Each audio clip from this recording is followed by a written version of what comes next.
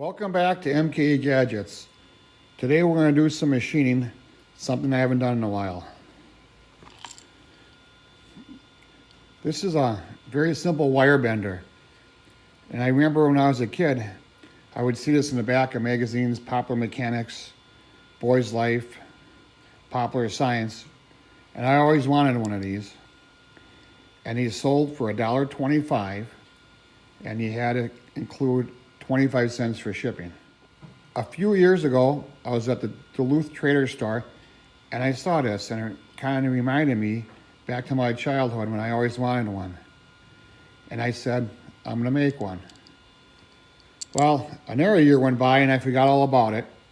So last year I went to the Duluth Trader Store and I bought one, and that way I would have something to reverse engineer, and I put it in my pile of projects for something for me to make. Well, that time has come. The thing about this is die cast, and he has these two holes here for screwing it to your bench. And if you flip it upside down, you can see it's all hollow. Like I said, it's die casted and it's hollow to save material and shipping weight. So looking at this, I thought, well, I could make an improvements. So these pins are removable. And the thought is, you put the wire in these different slots, and there's a radius here, and you can bend 90s, and you can put a piece of wire between the pins and then bend around it. So these are instructions that came with the bender, and you can see some of the different profiles you can make. And it kind of tells you how to use it. So this is my attempt at making it. I made it of aluminum, a solid billet. And I put these two slots on each end, and that's so you can set it in a vise. That way when you're bending, it doesn't slide down, and hopefully it stops it from twisting out. I used hardened 1/4-inch stainless steel dowel pins for mine. I modeled it just like my example, and when I did that, I didn't allow for any clearance between the pins, so you can't get a wire in there to bend. Well, I didn't realize that till I was finished making it, and I tried to put a wire in there. So it just so happens I know a guy who works at a coat hanger factory, and I thought, well, if he gets me his factory seconds, I'll have a lifetime supply of wire to bend. So I measured that, and it's 91 thousandths of an inch. So I thought, well, if I round it up to an 1/8 inch, and I increased the distance between the pins to an 1/8 inch, then I could bend coat hangers and make anything I wanted to. Another idea I came up with after I made my first one, if I make different radiuses coming out of here on the corner, so when I place the coat hanger in there to bend, I could bend different radiuses. With any good plan, you need a drawing. And I modeled my part up in Fusion 360. So here's the drawing for that. Let's take a look at the computer screen. So here's my model in Fusion 360.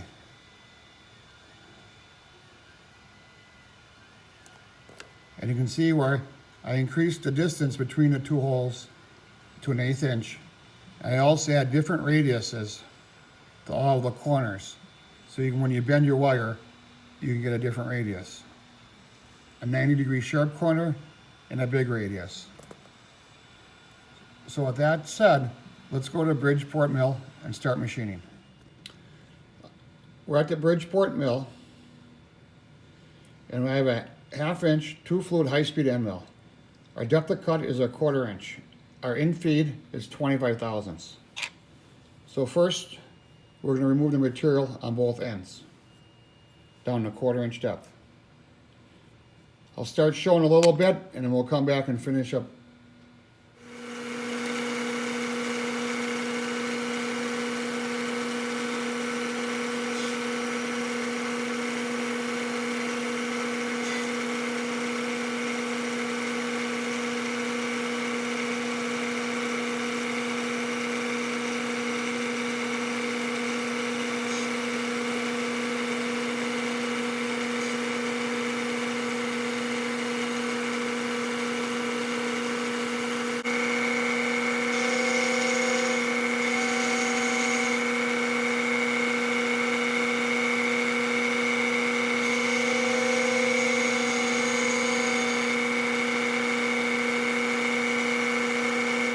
So that roughs and finishes the two ends.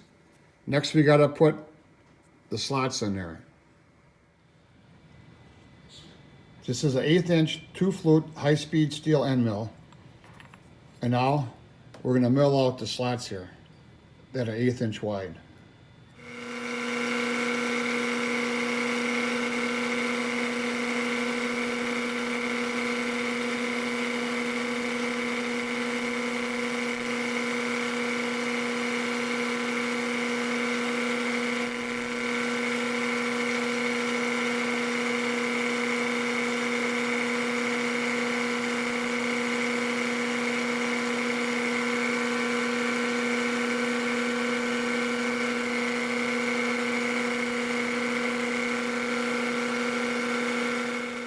Well, that's all finished.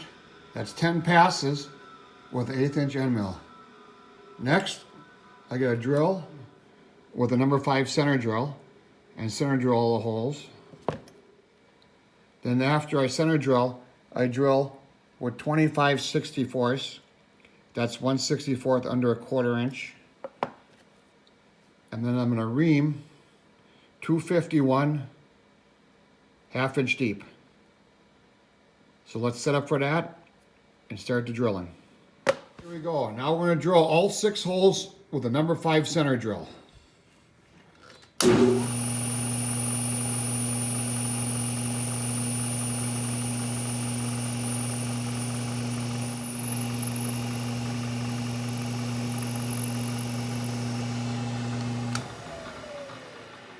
going to drill all the holes all the way through with a 15/64 drill.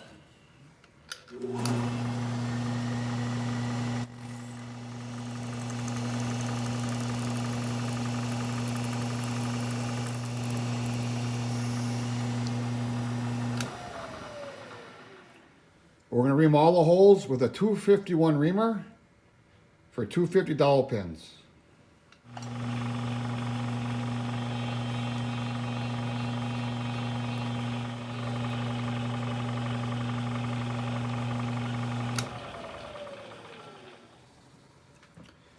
Before we go any further, we're going to check the reamed holes. They're a 1/2 inch deep. Looks like all the holes are good. With the part flipped over, our last machine operation is to mill both ends. So when you put it in a vise, it'll kind of sit nice and flat and it won't get pushed down. High-speed 1/2 inch end mill, 2 flutes. It's going to do about 25 passes all the way around. We'll do 1 pass and cut to the end.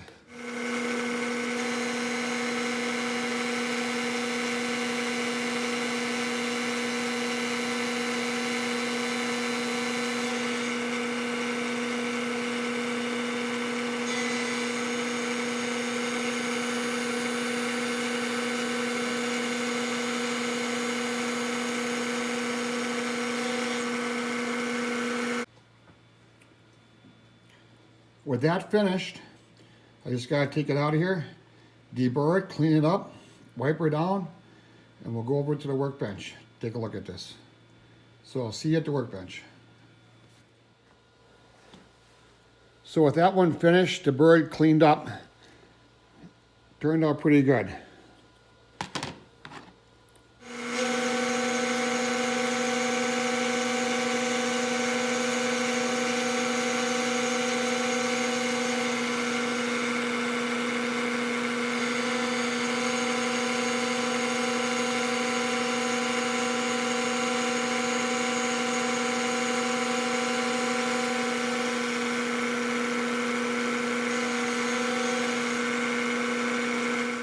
So this is what I purchased at Duluth Trader. And it's nice, but I thought, well, hey, I got a machine shop, why don't I make it better? This is my first crack at it. And I copied the pin location from the other one, and you can't get a coat hanger in there. So then I redesigned it in Fusion 360, and you can see the pins are farther apart. So a coat hanger will fit in there pretty nice. Well, with the bender done, let's bend some wire. So you can see the 2 grooves I put in there. They fit in the vise, and that kind of makes it nice. So once you tighten it up, it won't tilt on you. It won't fall all the way through the vise. So basically how this works is you put the wire between the pins and you rotate the wire. I'm using a coat hanger. You could use welding wire,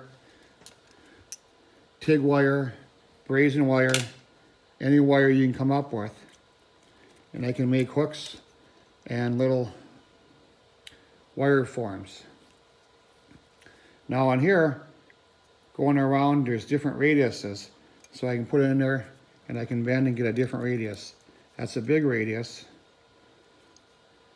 And I can bend it with a smaller radius. I can do a full radius on the end. Hold the wire along here and bend it and then get a full radius. At 90 degrees, I can bend it and get a 90 degrees. That's just the paint coming off the coat hangers. Hope you liked today's video on how to machine a wire bender out of a block of aluminum with some dowel pins. Please subscribe to my channel and tell your friends. See you tomorrow.